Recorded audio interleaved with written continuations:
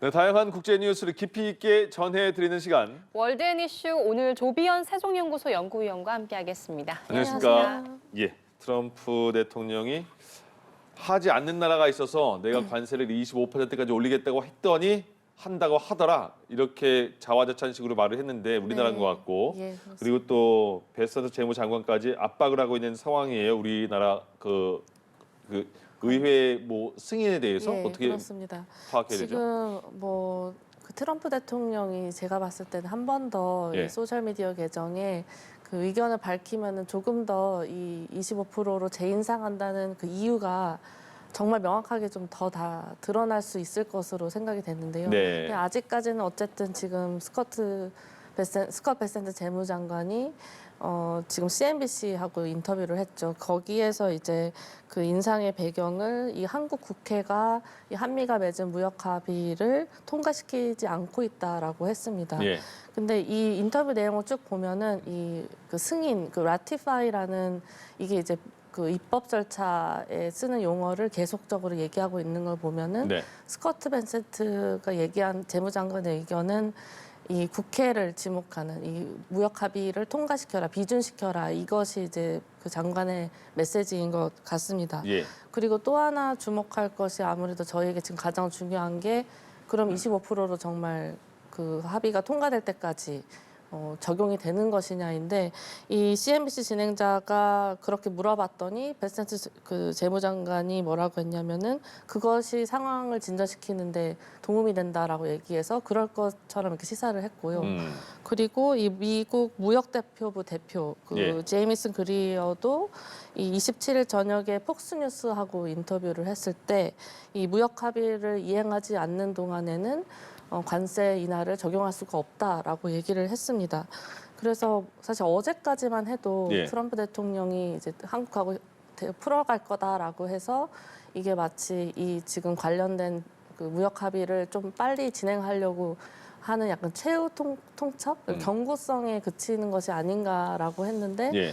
지금 보면 미국 정부가 이 한국에 대해서 실제로 이 그 관세를 재부과하는 그 안을 그 연방 관보에 등재하기 위한 어쨌든 실무 작업은 시작이 됐다고 합니다. 예. 그래서 지금 뭐 앞으로 봐야 되겠지만 이 아마도 트럼프 대통령이 소셜미디어 계정에 이걸 올리고 어제 하루 동안 한국에서 나온 내용들을 보면은 국회 비준은 빨라도 한 2월 정도라는 얘기도 있고 하는 걸 보면 예. 미국의 입장에서는 이게 좀 뭐 부족하다고 판단했거나 아니면 조금 더 압박을 하면은 더 빠르게 진행할 수 있겠다라는 판단에서 이런 그 발언들이 나오고 있다라고 예. 보여집니다. 네. 어쨌든 어떤 약속을 하든 안 하든 트럼프 대통령의 마음이 가장 중요한 것 같아요. 그렇습니다. 뭐 바꾸고 안 바꾸고를. 예. 네. 네. 그 트럼프 대통령은 11월에 중간 선거를 앞두고 있는데 네. 이 아이오와주를 찾아서 연설을 하면서 이 중간 선거 관련한 이야기를 좀 했습니다. 그렇습니다. 중간 선거에서 지면 다 잃을 수 있다라고 호소를 한 건데요. 최근에 강력한 이민 단속으로 좀 지지율이 떨어지는 걸 좀 의식한 걸까요? 그렇습니다. 사실 중간 선거를 앞두고 트럼프 대통령 입장에서는 지지율 관리가 정말 중요하고 지지율 관리를 할 때는 이 유권자들이 이제 이탈하지 않는 것 그리고 뭐 아무래도 자기가 승리했던 그 주에서 패배하지 않는 게 아마 가장 중요할 것 같습니다. 그래서 이 27일에 찾은 이 아이오와주를 보면은 여기가 이제 트럼프 대통령이 그 당선에 나설 때 후보로 나설 때마다 뭐 2016년, 2020년, 2024년 대선에서 모두 이제 승리한 그 주입니다. 그래서 그리고 또 이제 여기를 이길 때마다 또 공화당의 득표율이 올라가는 점을 보면은 예.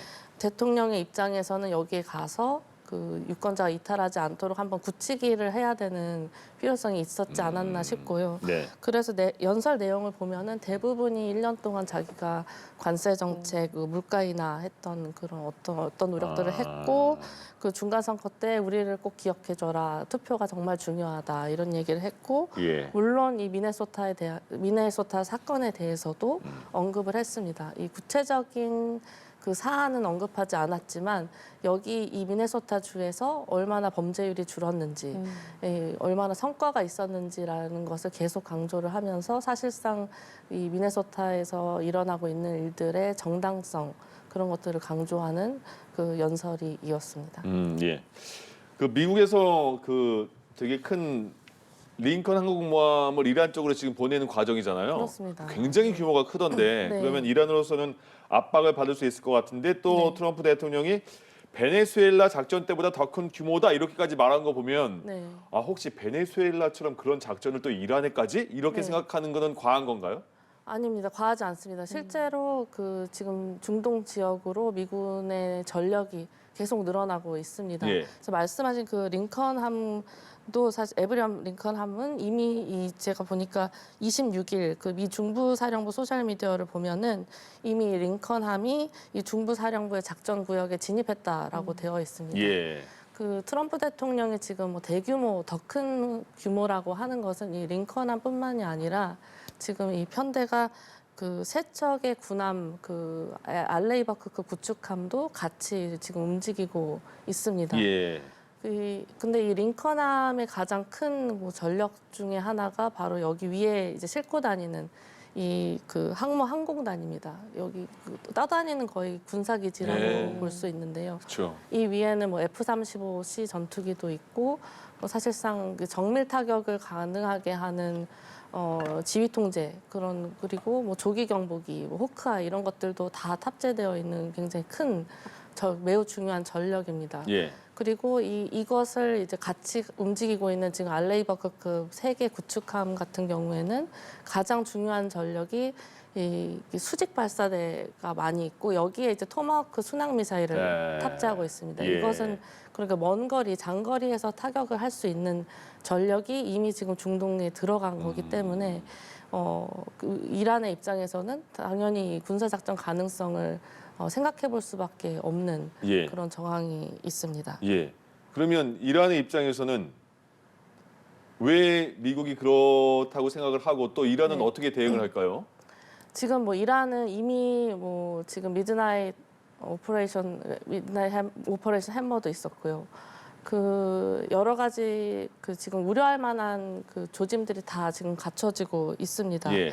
그리고 뭐 지금 외신들이나 군사 전문 매체들도 다 그 사실상 군사 작전을 위한 미국의 움직임은 계속되고 있다라고 얘기를 하고 있고 모든 선택지는 결국 트럼프 대통령의 결정에 달려 있다라는 것이 그 전체적인 지금 평가가 그렇습니다. 예. 그래서 이란의 입장에서는 지금 그래서 지금 비상 명령을 발동을 했습니다. 지금 이란에서 나오는 주요 핵심 메시지는 항전의 의지라고 보여지는데요. 네.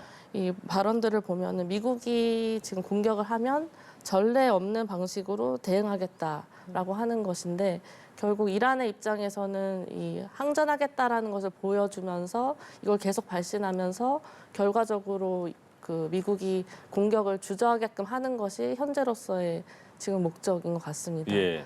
그래서 지금 그 비상명령 같은 경우도 이 내용을 보면은 그 이란 대통령이 이 주요 권한들을 정부 기능을 전쟁이 발발했을 때도 보존하기 위해서 이 주지사들한테 이렇게 넘겨준다라는 그런 것인데요. 그 전쟁이 발발해도 이 정부가 계속 존속하기 위해서는 당연히 이 권한 이양이 이루어져야 되는데 이런 네. 것들을 미리 해두겠다라는 조치를 보여줌으로써 우리도 준비하고 있다. 그런 메시지를 보여주는 것 같습니다. 예. 네, 알겠습니다. 한편 러시아가 종전 협상을 하고 있는 와중에도 우크라이나를 향한 공세를 이어가고 있는데요. 네. 이번에는 드론으로 열차를 공격하면서 민간인 사상자가 늘고 있다고요? 그렇습니다. 이번 28일 AFP 통신에 따르면 이 러시아군이 그 전날 밤에 그 우크라이나 히르키우를 지나는 여객 열차를 공격을 했다고 합니다. 여기에 이제 200명의 승객이 타고 있었고 최소 5명이 지금 사망했다는 소식이 들어오고 있고요. 그리고 그 전날에도 또 291명이 탑승한 여객 열차도 공격을 받아서 여기 수십 명의 지금 부상자가 속출하고 있는데 거기에는 어린이와 임산부도 포함되어 있다라고 지금 우크라이나 측에서 얘기를 하고 있습니다.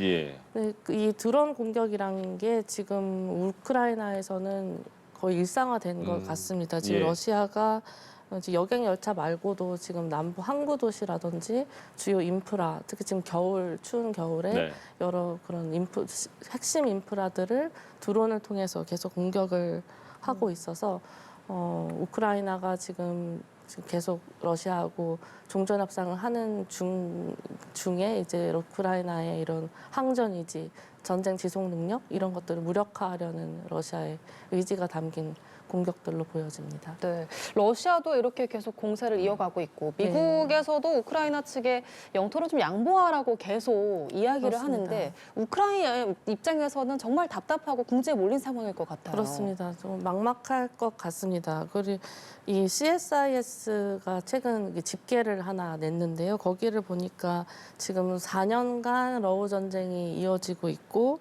총 그 러시아하고 우크라이나 측의 사상자가 180만 명, 러시아군 쪽이 120만 명, 우크라이나가 60만 명. 그래서 정말 많은 사상자가 나는 전쟁이 계속 이어지고 있고 예. 우크라이나 입장에서도 당연히 종전을 원하지만 말씀하신 대로 이 영토에 대한 부분, 이 종전에서 정말 처음부터 끝까지 영토 문제가 계속 해결이 되지 않습니다.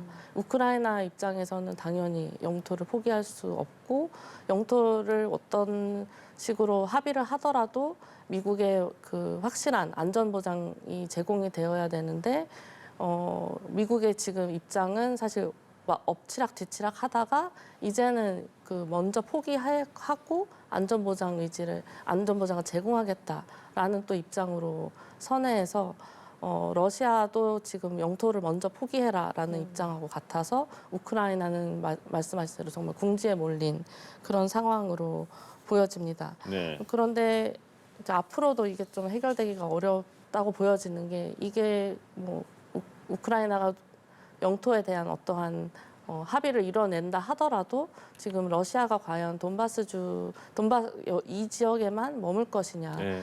다시 또 침공을 해서 사실 해안 지역까지 다시 점령할 수 있고 그러면 종전 협정은 다시 또 깨질 수 있고 있는 상황이어서 여러 예. 가지로 정말 녹록지 않은 상황입니다. 그러네요. 트럼프 대통령의 이거는 뭐 거의 자기 애에 대한 욕심이라고 볼 수 있을 것 같은데 계속 건물이나 어디 뭐 도로까지 본인의 이름 넣었잖아요, 지금. 그렇습니다. 근데 이제는 공항까지 트럼프 공항으로 만들겠다 이렇게 그렇습니다. 나오던데 그게 거의 확정적인 거죠.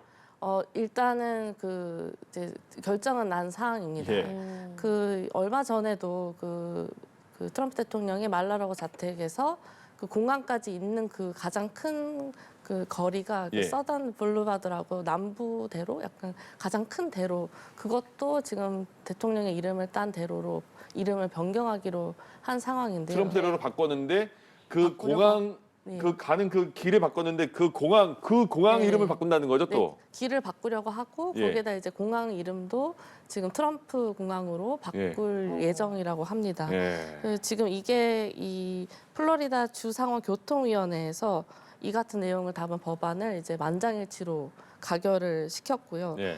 그래서 이제 가결이 되었기 때문에 사실상 이제 결정은 난 사항으로 보여집니다. 다만 이제 이 바로 내일 당장 이름이 바뀔 수는 없는 것이 네. 지금 안에 내용을 보니까 재정 문제가 있습니다. 이게 트럼프 대통령의 이름을 따서 그 편말도 다 바꾸고 그렇죠. 비용 많이 그것은 들죠. 비용이 다 인건비도 있기 때문에 예.